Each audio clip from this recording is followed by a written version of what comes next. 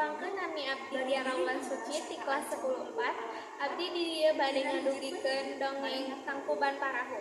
Dina hiji mangsa dicaritakeun aya sahiji putri raja di Jawa Barat. Ngaranna Dayang Sumbi. Dayang Sumbi boga anak lalaki nu kasep ngaranna Sangkuriang. Sangkuriang karesepna ngaburu sasatoan di leuweung. Di baturan ku hiji anjing ngaranna Tumang.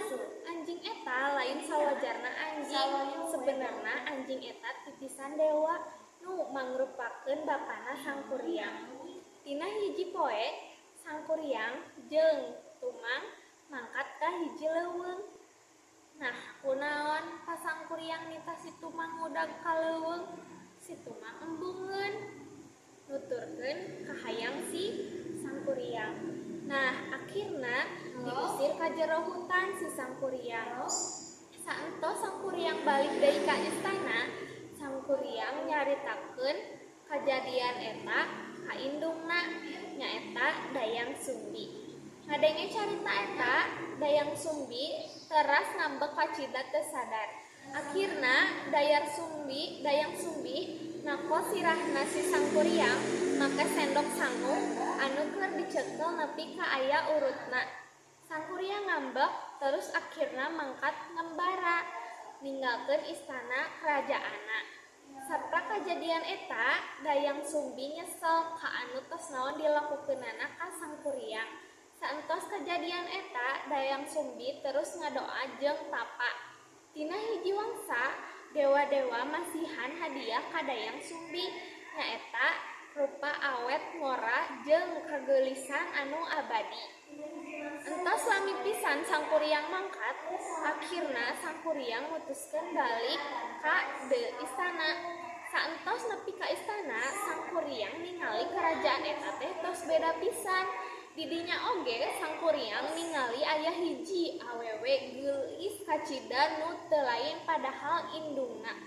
Ningali tina kageulisanana, akhirna Sangkuriang niat rek ngalamarna. Sabalikna oge Sangkuriang teh sosok jami nu kasep. Nu matak nyieun Dayang Sumbi oge resepeun ka pamuda eta teh. Dina hiji poe Sangkuriang carita arek pamit, menta izin rek ngaburu di leuweung. Sangkuriang menta Dayang Sumbi pangarapihkeun tali nu ditalian dina sirahna. Dayang Sumbi reuwaseun pas ningali aya urut baret tina sirah Sangkuriang nu arek jadi calon suamina eta teh. Urut baret eta persis pisan kos anakna anu ngarantau baheula. Dayang Sumbi marhatikeun terus dipikir-pikir beungeutna oge mirip pisan jeung anakna nu mangka Dayang Sumbi mulai ngarasa curiga. Akhirna Dayang Sumbi niat rek ngagagalkeun perkawinan eta teh. Dayang Sumbi teras ngajukeun 2 syarat ka pemuda eta, nyaeta kahiji, Dayang Sumbi hoyong pemuda eta teh ngabendung cai Citarum. Kadua, Dayang Sumbi hoyong hiji sampan parahu anu gede pikeun nyebrang cai ka Citarum. Kadua syarat eta kudu tos dilakukeun saacan tanon poe dimulai bijil. Nah, penting eta keneh, Sangkuriang mulai ngalakukeun 2 syarat eta. Sangkuriang mulai tanpa jeung ngerahkeun makhluk-makhluk gaib pikeun ngabantuan ngawujudkeun 2 syarat eta.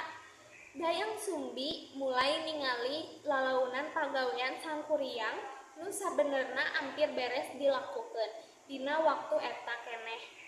Dayang Sumbi oge mulai merentahkeun pasukan ngana pikeun ngabentangkeun lawan sutra nu warna beureum ti sebelah kota timur. Seolah-olah okos panon poe nu karak bijil. Sangkuriang terus ningali warna beureum eta jeung ngira panon poe tos mulai bijil. Sangkuriang akhirna teu jadi neruskeun pagaweanana, ngambek lantaran nganggap teu bisa ngabulkeun 2 syarat eta. Make kekuatanana, akhirna Sangkuriang ngabobol bendungan anu entos dijieuna teu lila jadi banjir gede jeung nendang sampan parahu nu tos dijieuna. Sampan parahu eta ngalayang jeung akhirna ragag dina hiji gunung. nu ayeuna disebut Gunung Tangkuban Parahu. Sakitu dongeng nu tiasa didugikeun, hapunten bilih aya kalpatan. Wassalamualaikum warahmatullahi wabarakatuh.